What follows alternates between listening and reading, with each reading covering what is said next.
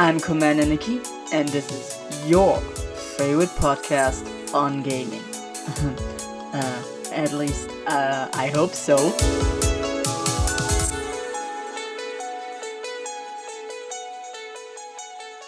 Hello, and welcome to a new episode of Nikki's Gaming Universe.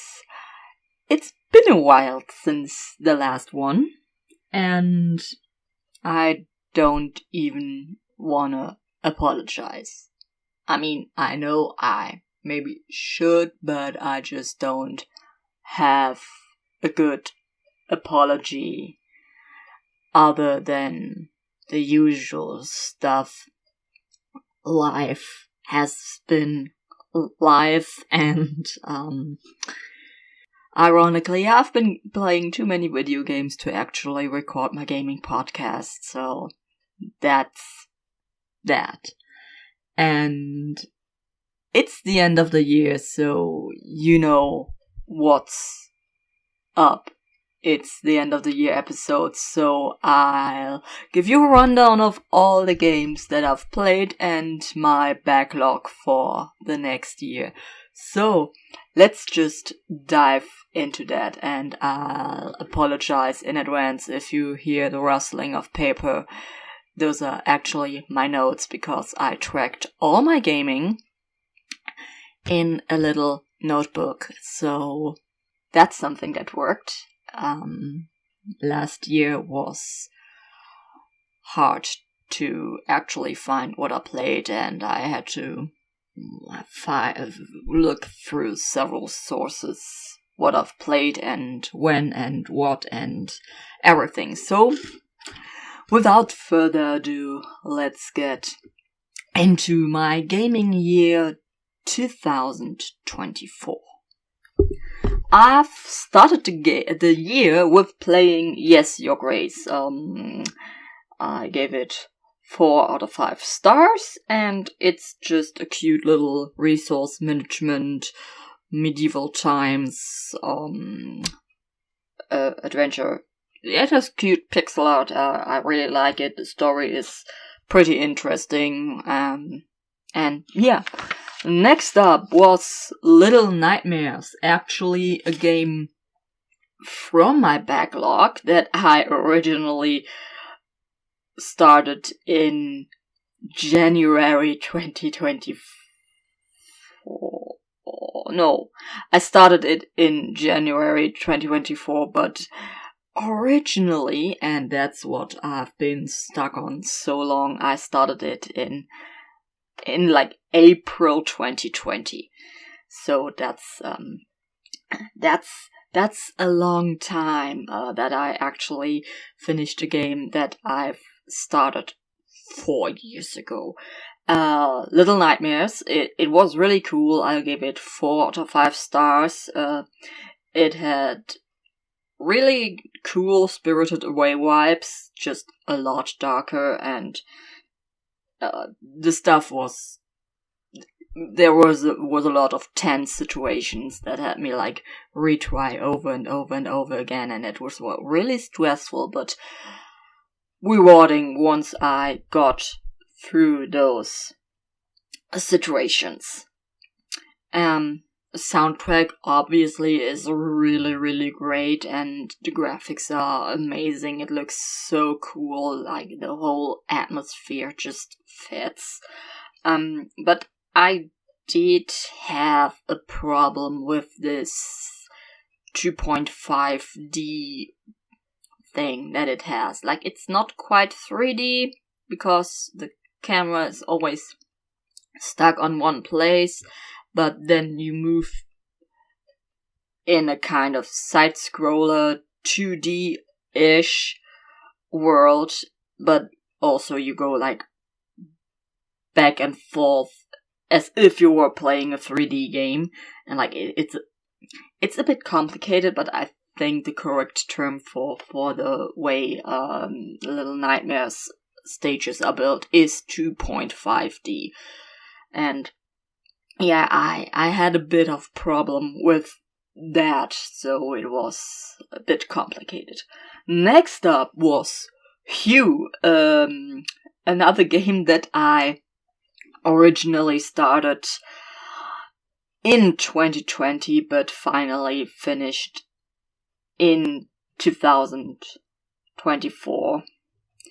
I also gave that one 4 out of 5 stars. It has a great concept and cool and unique gameplay. The soundtrack is amazing, but my only problem with it that was in the last level, the puzzles were just a bit too much. Like, I felt like the last level was a little bit too long and too big and everything. I don't know. It's hard to explain.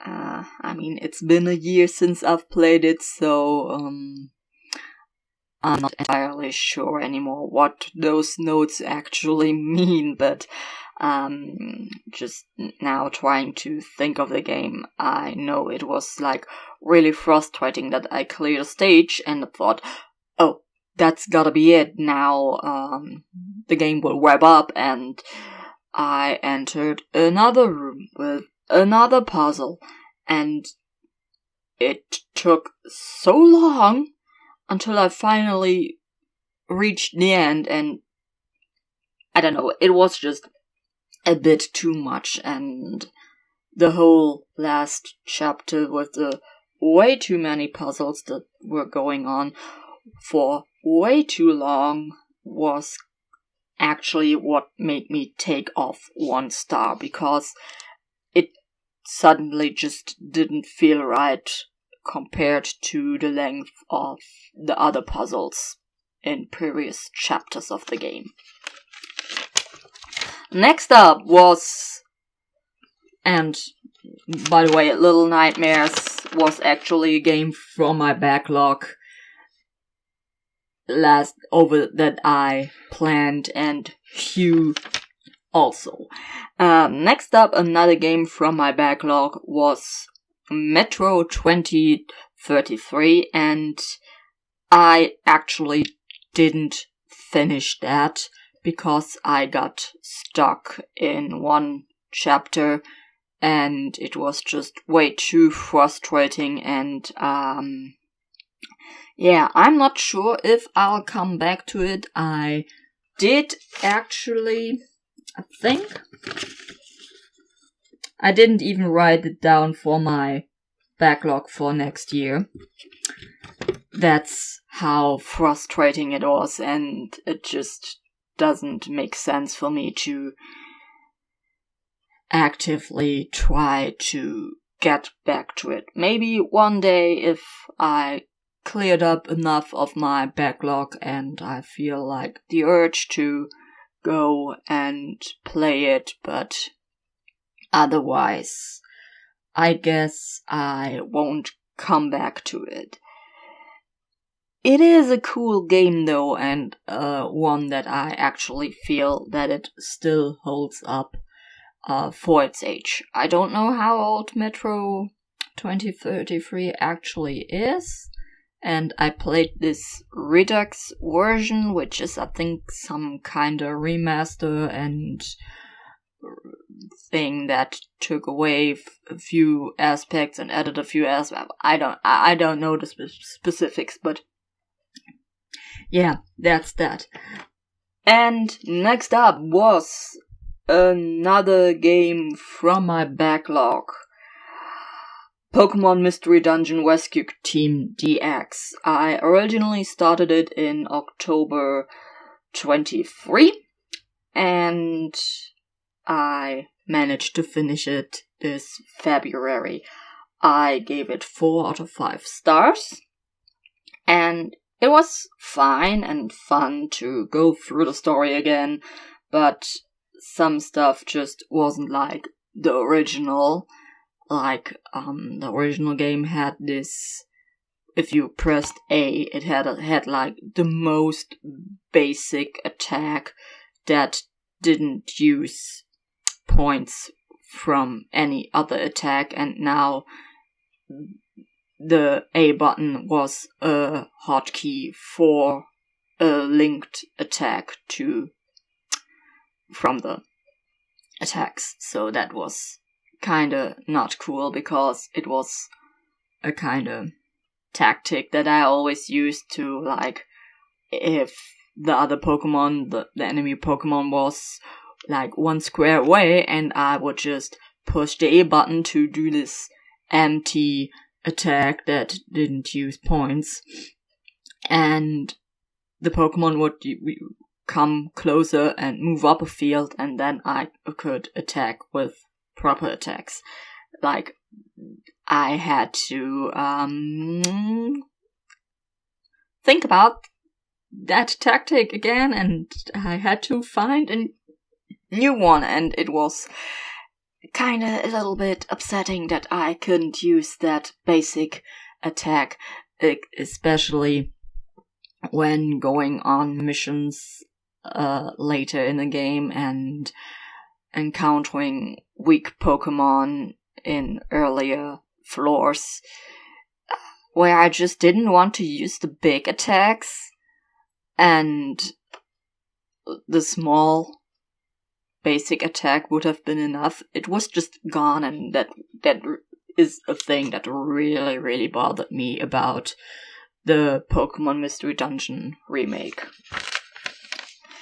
And now to a game that I actually don't want to advertise too much, because there's quite a bit of a controversy about it,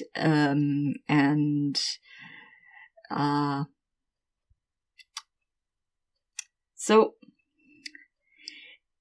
I think I need to... I played Hogwarts Legacy. It was on sale, and I also matched my purchase with a donation to the Trevor Project.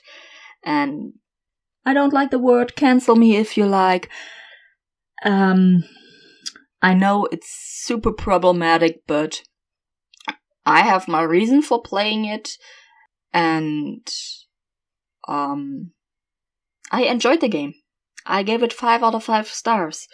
It was the game I've always wanted to play. I grew up on Harry Potter, and I really, really liked it. It was amazing. I had so much fun, and I'm a piece of shit for playing it. I know. I'm a total asshole, and I don't care, because if we start talking about, you can't play this game for this and that reason, where's the line? Where's the line? Are we not gonna go and play The Last of Us because there was extremely horrible working conditions with all the crunch? Or how about Ubisoft games with their problems of sexual harassment in the developing teams, or their newest issue about, well, you gotta get used to not owning games?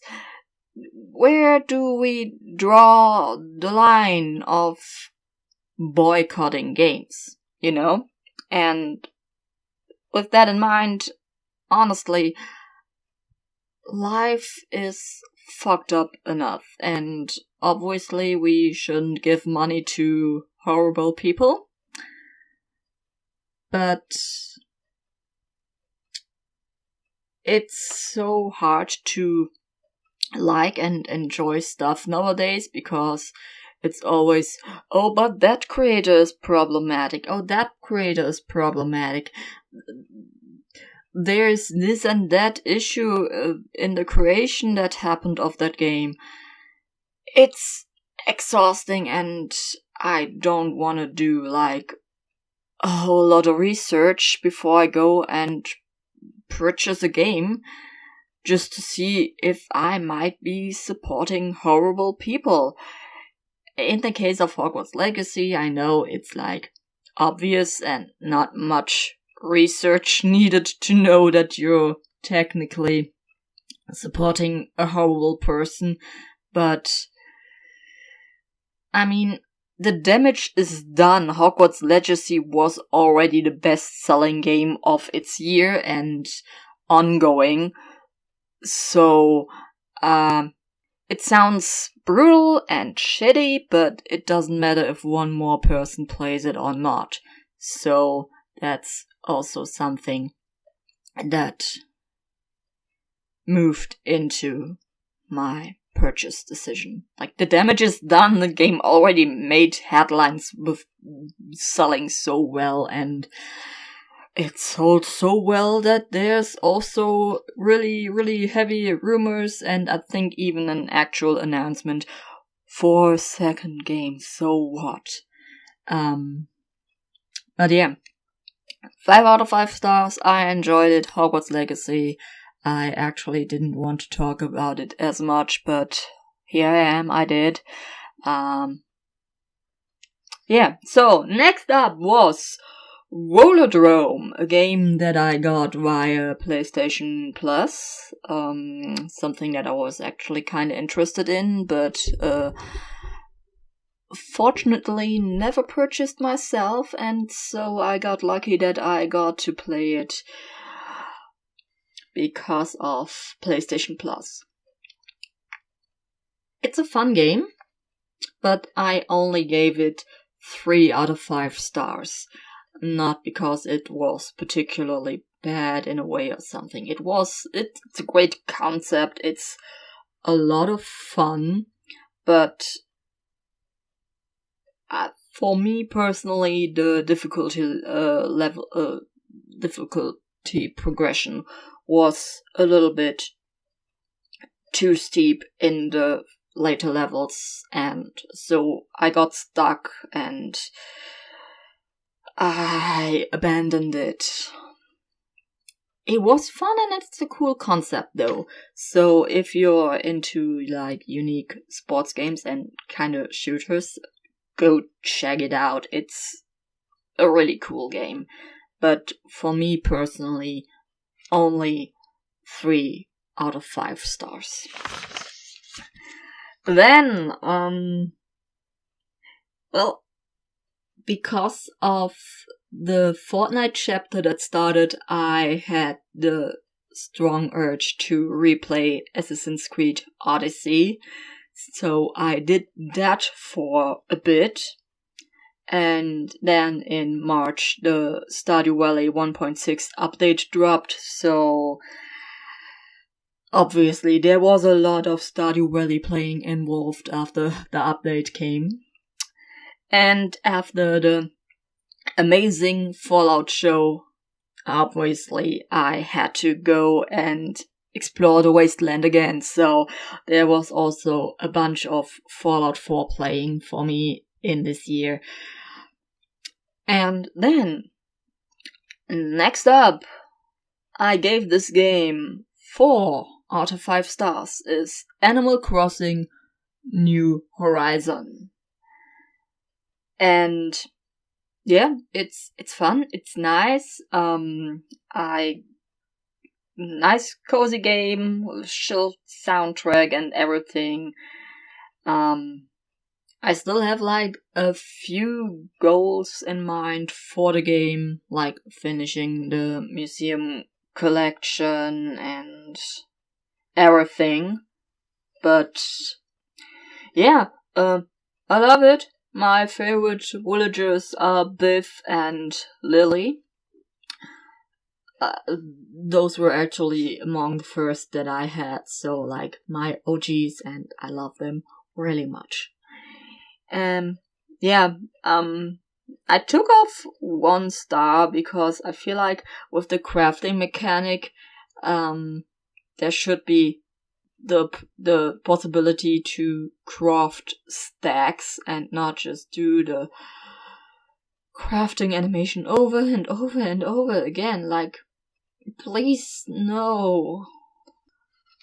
I mean, I guess it's like a safety measure that you don't accidentally use up all your crafting materials, but if I need a specific item and lots of them, for example a fish bait,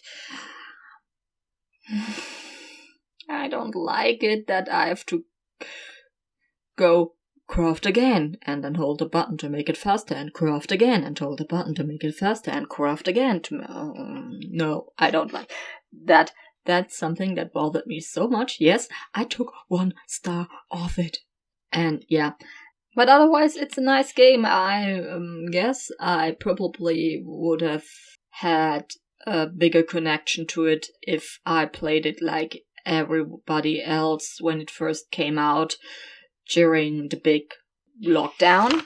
But yeah, next up, I did start playing Fallout New Vegas, but I'm absolutely not a PC player, and haven't figured out how to connect a controller to the game. Like, it works for Stardew Valley. I can connect a controller to my PC for Stardew Valley, but I just couldn't figure out doing that for Fallout New Vegas, and I'm so used to playing on console that I had a really hard time playing that game. I didn't even finish it, so it is in fact still on my backlog. Next up, another game that I unfortunately had to abandon. It's Tunic.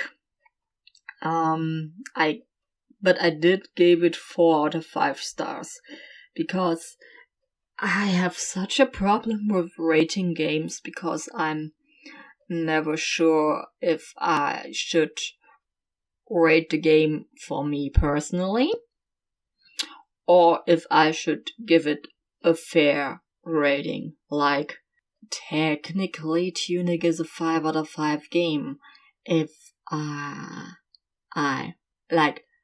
it's amazing, the concept is great, it's a unique concept especially, but that unique concept is what made the game not for me. So, yikes. It didn't work with me, and with the way it works, it probably would make even a walkthrough kinda hard to follow, except for starting a game all over again. So yeah, it was kinda complicated for me, but I did give Tunic, as I said, 4 out of 5 stars. Next up, super amazing game. I super totally recommend it. It has a quack button. It's Duck Detective. And it has I gave it 5 out of 5 stars. So if my excitement in my voice doesn't already tell, it's a 5 out of 5 star game for me. It's a nice short little game. It has a cool story. I do wish there were more cases to solve in that game, but all over, it's really nice and fun, and everybody should try it at least once. Like, get it on sale or whatever, but oh my god, Duck Detective. Next up, another fun little game, Turnip Boy Commits Tax Evasion. I gave it 4 out of 5 stars. It's I would call it a kinda, it's in a way, in an oddly specific way, a Zelda clone, like the old, the top-down 2D Zeldas, like one of those. It has the absolute weirdest humor, and I love it so much. The game is so much fun, and it's hilarious. And yeah, I don't know why I specifically gave it 4 out of 5 stars, but it's a great game. Like, if you see it on sale, get it and play it. It's hilarious. Next up, another really, really amazing game, Trek to Yomi. It's basically a 2D black and white Ghost of Tsushima. It's really, really very artful. It's a good story, great gameplay. It does have some kind of mythical, supernatural aspect to it, but it's still really cool, and I gave it 5 out of 5 stars. Next game that I've played was, and still is, Digimon Survive. I haven't rated the game yet because I'm still playing it, so it's also like on my backlog for next year. It does have a kind of slow start, and for my taste, it's a bit too much graphic novel, even though I got what I bought, like that dove don't eat label, you know. I just didn't know it would be that much dialogue and reading and everything, which can be fine. Like, I'm big into story games, but I just wish there was a lot more active gameplay and a little less dialogue. You know, like in Pokemon. I was expecting a Pokemon game just with Digimon. But the battles are fun. I like the square by square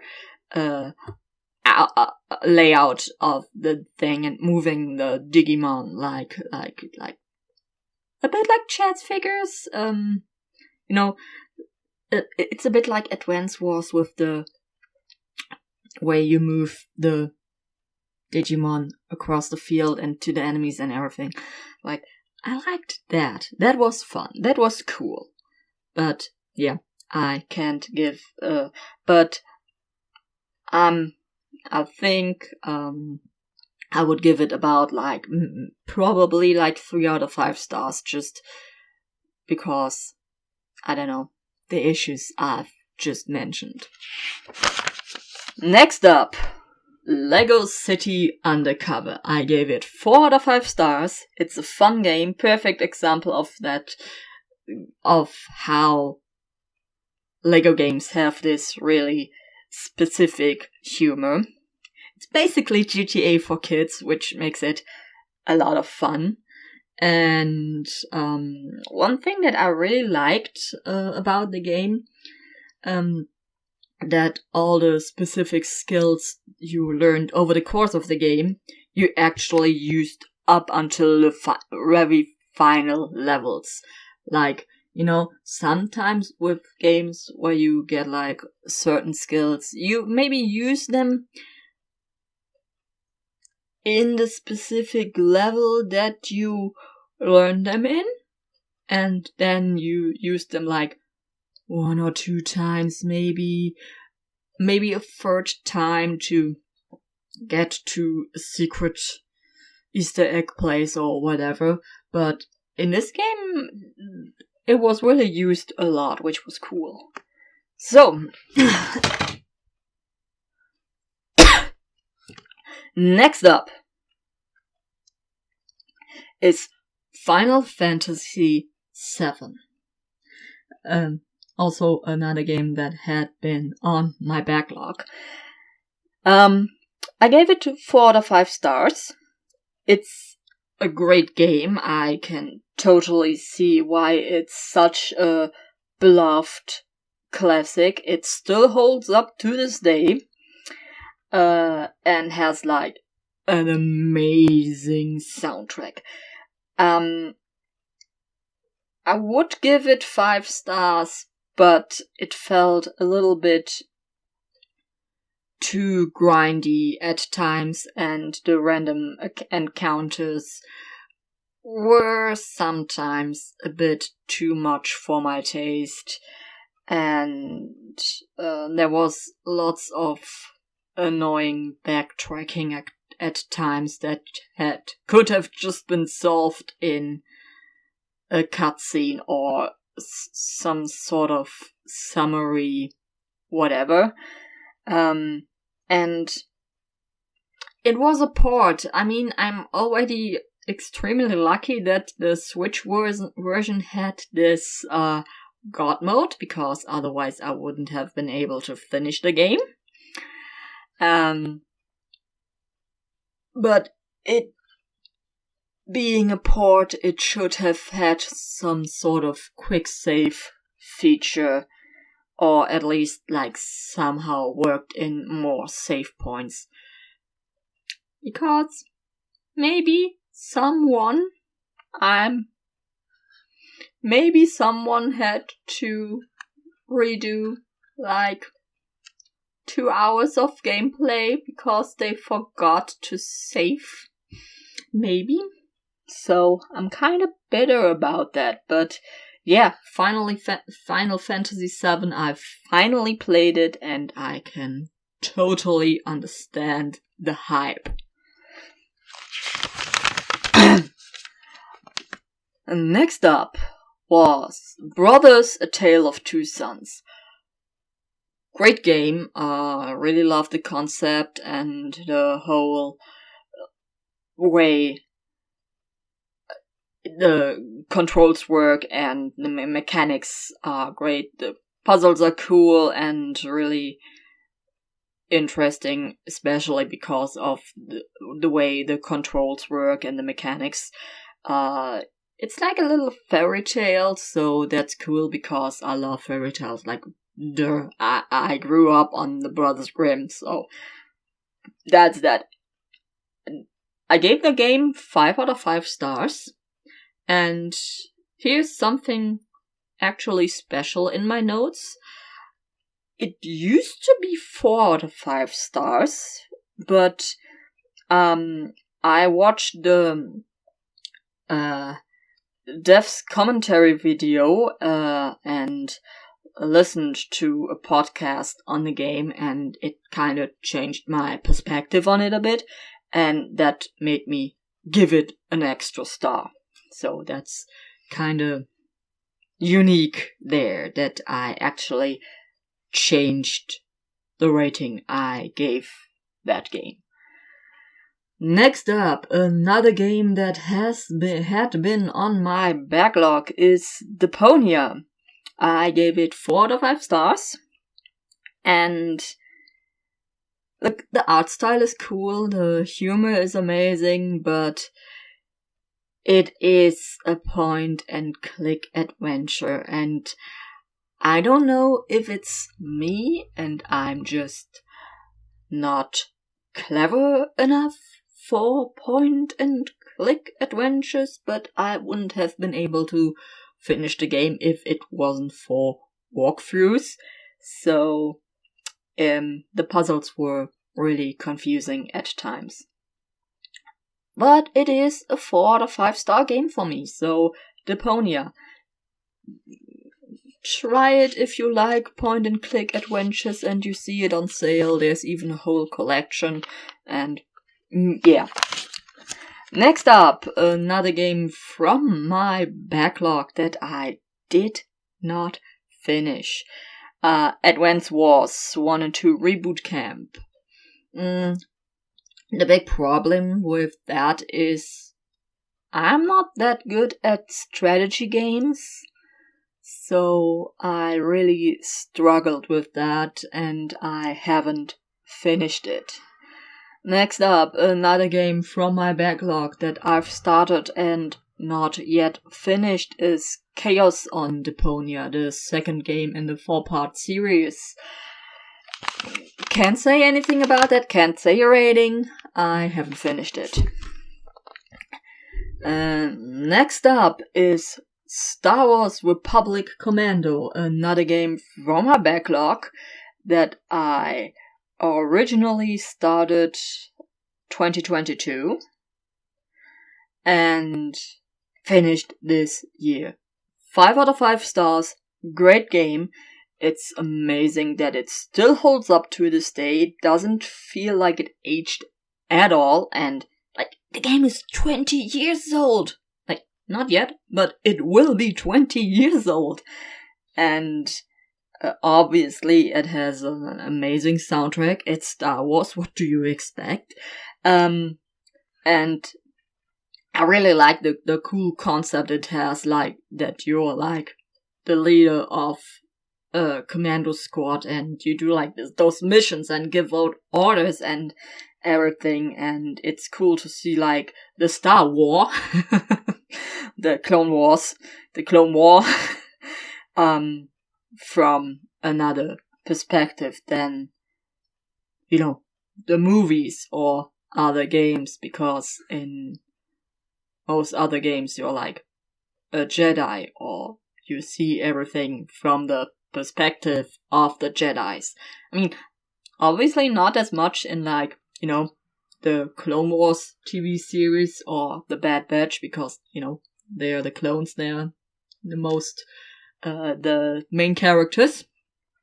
But yeah, amazing game. I had a lot of fun with it.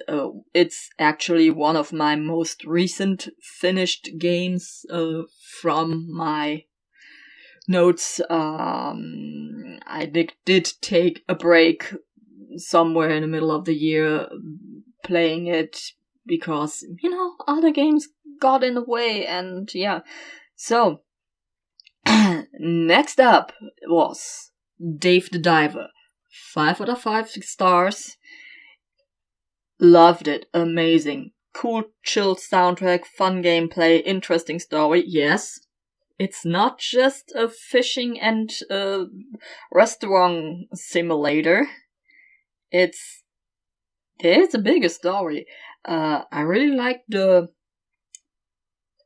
pixel art style, and the humor is so much fun, like all those little references here and there. It's amazing. You gotta see it for yourself. And also there's like all those bonus content that came out. It's awesome. It's the gift that keeps on giving, and sometimes if I just wanna chill and relax and have something on my second screen, I put on Dave the Diver and play a few rounds, because it's nice, it's fun, it's a good game to play on the side while you're doing something else, like, I don't know, listening to an audiobook, podcast, watching a movie, TV show, whatever. Like, it's nice. I really, really, really enjoyed Dave the Diver. So yeah, 5 out of 5 stars. Try it if you see it on sale, or even pay full price, because that game deserves it. Next up was Cat Quest. A game so far back on my mind that I didn't even had it written down on my backlog list. I originally started it in 2020, so yeah, it's been a while, and it's a 5 out of 5 stars game for me. It's a cute, fun little cat RPG adventure with lots of amazing puns and Easter eggs and references. Like, it's basically, if you would want to be mean, it's a Skyrim ripoff. But it's also so much more, and fun and cool and cute. Cat Quest. 5 out of 5 stars. Try it. It's nice. You're gonna have a good time. It's a tiny bit of a Souls-like. Tiny bit. Not much, not as much as, let's say, Tales of Iron, but it's cool. You still gotta roll and evade and everything. But yeah. Next up was, and I'm not sure about the pronunciation, I'm pretty sure I'm gonna do it wrong. It's Grease. Like this really, really amazing soundtrack and really artful game about like sorrow or something. It's about grief. It's about grief. That was the thing, with the main character that suddenly can't sing and then goes on a whole ass journey, and then there's a lot of crying involved.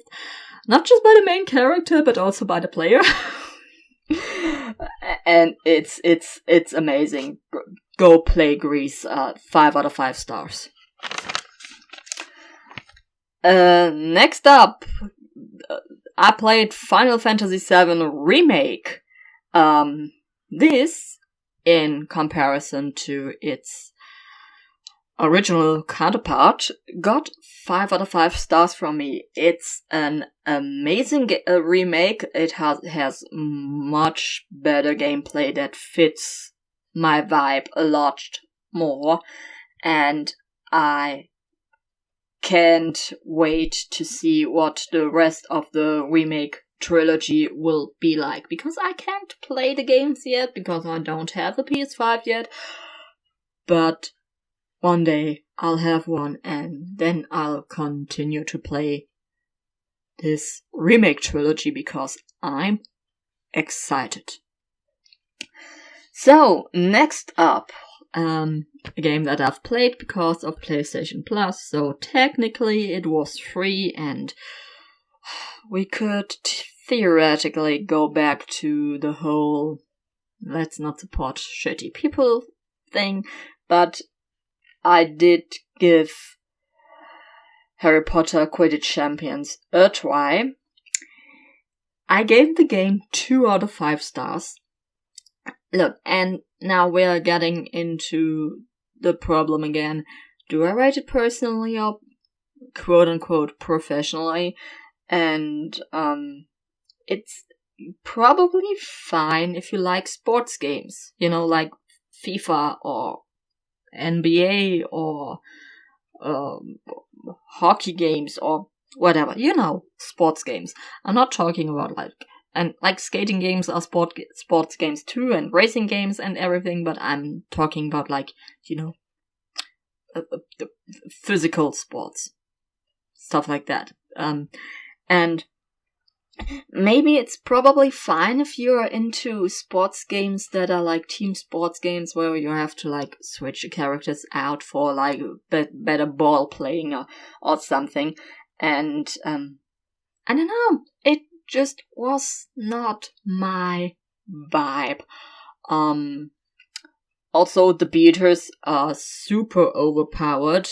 I always played as a beater, and all the tutorial games and story games, I won them all because I played as a beater and just let my computer teammates score the goals, and I, as the beater, just took down every important player. So yeah. In my opinion, the beaters should be nerfed, and I don't know if they got made weaker because they should be, because in my opinion they are overpowered, and that's kinda a loophole to use to score. But yeah, I don't know if they have been nerfed, but in my opinion they should be. Hogwarts Quidditch Champions sucks. It also has some kind of Game Pass, season pass thingy, which is, I don't know, a cash grab. So, boo, you suck, Hogwarts Quidditch Champion. Go away. Next up, another game that I had a lot of fun with. Rain on Your Parade. I gave it 4 out of 5 stars. It's a great little game with great jokes and fun gameplay. What made me take off 1 point was that there were stealth levels, and I don't like stealth levels. I don't like stealth games. I mean, I do enjoy Hitman and Assassin's Creed, but that's, different stealth. My problem with stealth levels my problem is with specifically stealth levels in non-stealth games. I don't like those. And that was the part I didn't enjoy about Rain on Your Parade. If it wasn't for the stealth levels, I would have given it 5 out of 5 stars and not 4. Next up was Star Wars Jedi Survivor, which got a surprise PlayStation 4 release. And yeah, I gave it 4 out of 5 stars. I enjoyed it. It was a lot of fun. It made me cry. As I said, I played it on the PS4, and there were a few bits that really made me think, yeah, that would have been better on the next gen. It would have looked better on the next gen, and I love to see all the characters again, but I had a bit of an issue that there was too much going back and forth between specific locations, and I would have liked to see a few more biomes, just like in Jedi Fallen Order. But yeah, it was a great game, and if I get a PS5 someday in the future and that game is on sale, I will get it again for the PS5 to see how it handles there, and also for the... hopefully, if the gaming industry doesn't screw up, for the 3rd game in the series that is obviously needed, because the Jedi Fallen Order, Jedi Survivor games are obviously meant to be a trilogy. That said, let's go to the next game, and the technically last game in my notes is Piconico. It's a fun little game with a capital W, weird. I gave it 4 out of 5 stars, and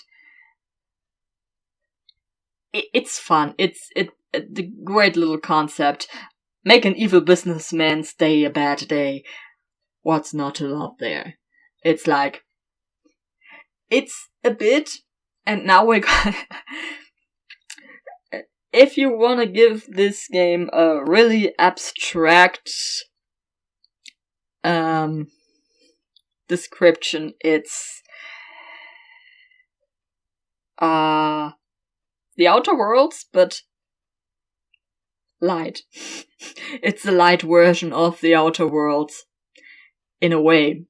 I think that only makes sense if you've played both of those games, but I think it makes sense if you played both of those games. If not, here's your recommendation. Play the Outer Worlds and Piconico.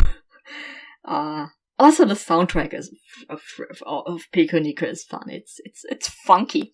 I like it. And yeah, those are my notes. So my leftover backlog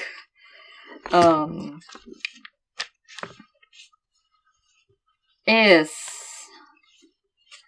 and now the thing is, those were all the games that I've played this year.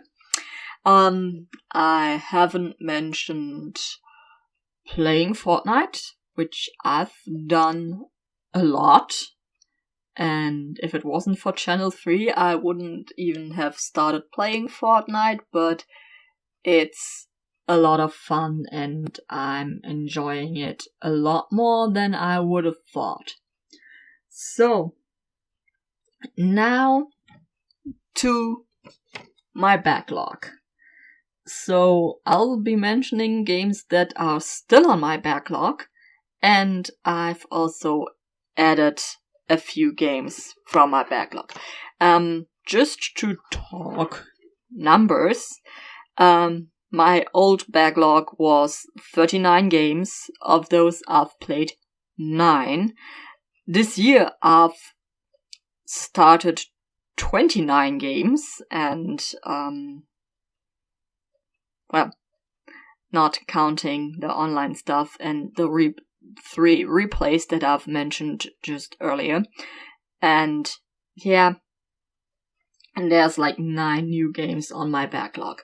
So my new backlog for 2025 is I'll be starting with finishing up Demon Survive. Then, in no particular order, probably I'll go for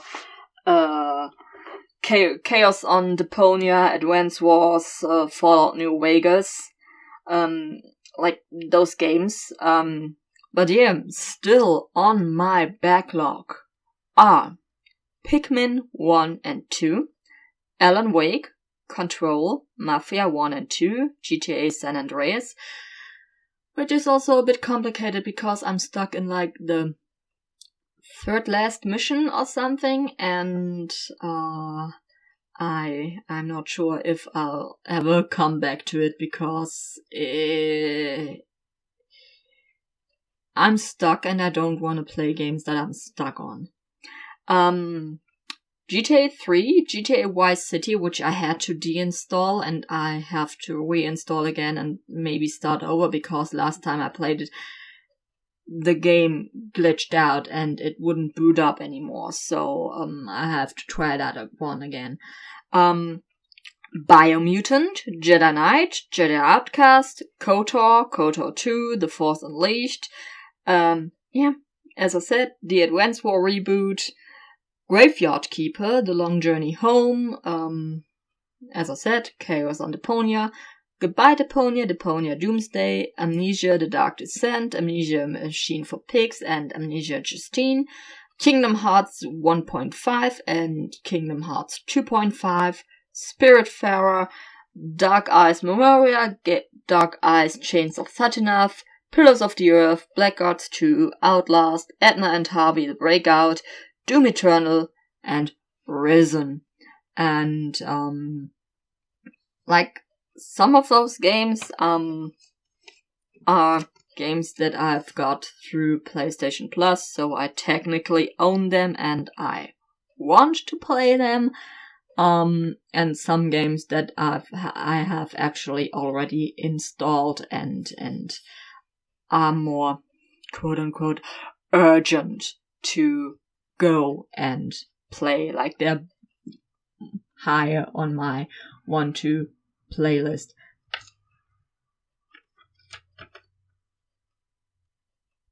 I haven't written down Kentucky Route Zero. That's also another game that's on my list of games that I probably should finish, because Kentucky Route Zero is a good game, but I always lack the energy to go sit down and play it, because when you play the game, you really know and feel and see that it's made by art students. And I mean that both as an insult and as a form of appreciation. So, yeah. Those are my games that I've played over the year. And also my backlog for 2025. There's also a few games on my wish list. Mostly stuff that I want to play on the Switch, like Thank Goodness You're Here, Neva, I'm blanking, but my wish list is really not that important. It shouldn't be that important.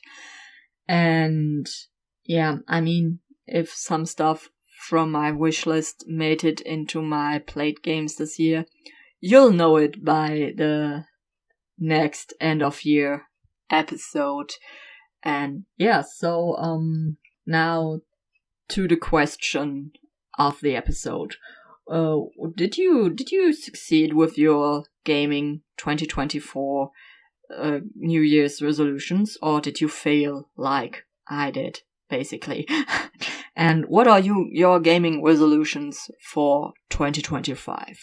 And with that, this episode comes to an end. I hope you enjoyed it. Feel free to answer the question of the episode. And maybe follow me on my social media, especially channel 3, The Goodreads for video games. All important links are in the description, and until the next episode, bye.